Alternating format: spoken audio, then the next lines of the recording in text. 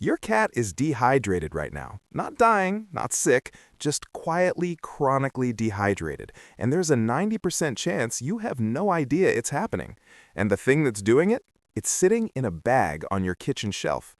Today, I'm going to show you exactly what wet food does to your cat's body when you feed it every single day, organ by organ, week by week. Some of this will surprise you. One of them, the last one, might actually shock you. So let's start from the very beginning. Here's something most people get completely wrong about cats. When your cat ignores the water bowl, that's not attitude, that's not stubbornness, that's 10,000 years of evolution telling them you don't need to drink water, you get it from your food. Cats evolved in deserts. Their wild ancestors never found rivers, they found prey. And prey, a mouse, a bird, a small lizard, is about 70 to 75% water. Their entire biology was built around getting hydration through meat, not through drinking. Their thirst drive is naturally weak. It was never meant to be strong. Now here's where it gets dangerous. Dry kibble, the thing millions of cats eat every single day, contains around 10% moisture. 10%, when a cat's natural diet should contain over 70%. That gap, that's where the damage happens, quietly, slowly, over months and years. Their kidneys work overtime filtering concentrated waste.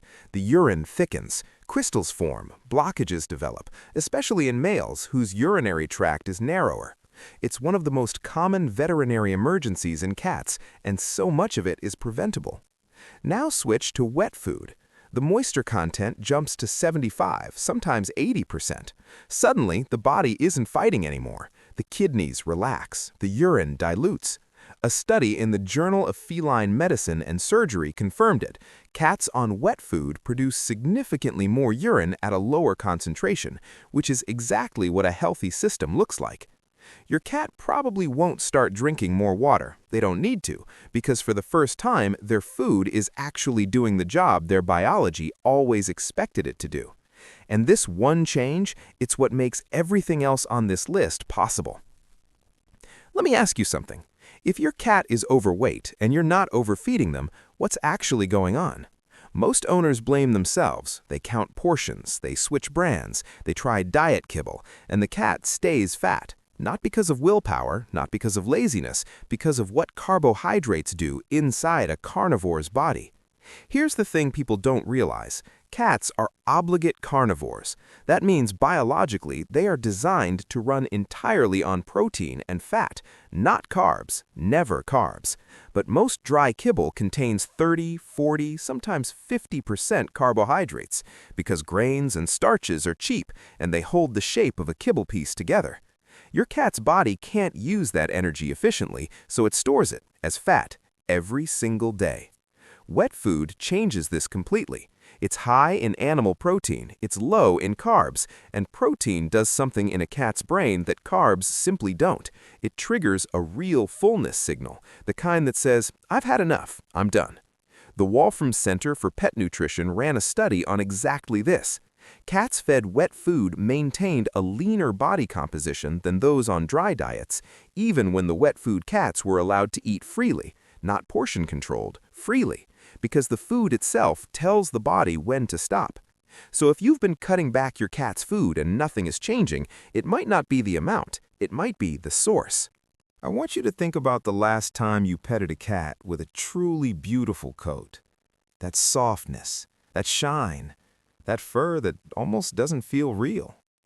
Now I want you to think about your own cat's fur. Is it that? Or is it a little dull, a little rough? Maybe some flaky skin, some patches where the hair seems thin? Here's what most people don't know. Your cat's coat is essentially a report card for what's happening inside their body. Skin and fur are built from animal protein and essential fatty acids. When those nutrients are coming in consistently, the body invests in the coat. When they're not, when the diet is poor or heavily processed, the body starts rationing. The coat gets the leftovers. Dry kibble goes through extreme heat during processing. That heat degrades a significant portion of the proteins and fats before they ever reach your cat's system. Wet food is minimally processed. The nutrients arrive closer to intact. Most owners who switch to daily wet food start noticing a difference in the coat within 2 to 4 weeks. The fur gets softer, shedding slows down. That dull or greasy texture starts to fade. Research published in the Journal of Nutritional Science confirmed this. Cats on high-protein, moisture-rich diets showed measurably better coat and skin health, not because someone rubbed something on them, because their body finally had what it needed to build from the inside. Does your cat scream at you the second you walk near the kitchen? Do they inhale their food like they haven't eaten in a week? Do they pace, stare, wake you up at 4 a.m. demanding more? Most owners think, that's just how my cat is. But what if your cat isn't greedy? What if they're just genuinely, physiologically unsatisfied? Here's what's happening inside a cat that lives on dry kibble. The high carb content digests fast, really fast. Within an hour or two, blood sugar dips, the stomach empties, and the brain gets a signal: find food. So they beg, they pace, they lose their minds at the sound of a cabinet opening.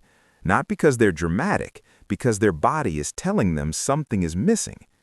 Wet food breaks this cycle. The protein takes longer to digest. The moisture physically fills the stomach and activates stretch receptors that say, "I'm full, stop eating." A study in the Journal of Veterinary Behavior found that cats on high-protein diets showed significantly reduced food-seeking behavior between meals and fewer signs of frustration. They eat, they feel satisfied, they walk away, and over time, something changes in how they relate to mealtime altogether.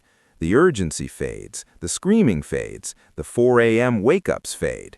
Mealtime stops being an emergency and starts being just a meal. One note, if your cat eats extremely fast, especially in a multi-cat household, wet food helps, but pairing it with a puzzle feeder makes a real difference. It slows them down and activates their natural hunting instincts. The two together, the shift is dramatic. So wet food improves hydration, helps with weight, transforms the coat, and calms behavior around food. Sounds perfect, right? Here's the part I promised you at the beginning, the one that can quietly backfire. Wet food is not kibble, and that difference matters in a way most people never think about. Kibble sits out for hours. Nothing happens. Wet food? The moment it hits room temperature, bacteria start multiplying. Depending on how warm your home is, that food can become unsafe in as little as 1 to 2 hours. It doesn't smell different, it doesn't look different, but it isn't the same food your cat started with. Cats that graze, eating a little, walking away, coming back later, are especially at risk. That second visit, an hour and a half later, that bowl may not be safe anymore. The rule is simple: 2 hours maximum. If your cat hasn't finished it, throw it away. Any leftover food from the can goes into the fridge immediately, sealed, and should be used within 48 hours. And one more thing that makes a real difference: don't serve it straight from the fridge. Cold food is unappealing to cats. Their prey is warm. A few seconds in the microwave or a splash of warm water mixed in brings it closer to body temperature and makes the food genuinely more attractive to them. This isn't a reason to avoid wet food. Everything we've covered today still holds. But the difference between wet food helping your cat and quietly harming them comes down entirely to what happens after you open the can. Let's bring this together. When you feed your cat wet food every single day, here's what actually happens. Their kidneys stop fighting to keep up, their weight starts regulating itself, their coat starts telling a different story, their behavior around food changes, and they become calmer, more satisfied, more like the animal they were actually designed to be. The one catch is food safety. Handle it right and there's no downside. If you've been on the fence about making the switch, this is your sign. Start with 1 meal a day. Watch what changes. Give it 3 to 4 weeks. Your cat's coat, their weight, their behavior around the bowl, all of it will tell you what's working. And if this video helped you see your cat's diet differently, share it with someone who needs to hear it. Most people are making feeding decisions based on habit, not information. This changes that. I'll see you in the next one.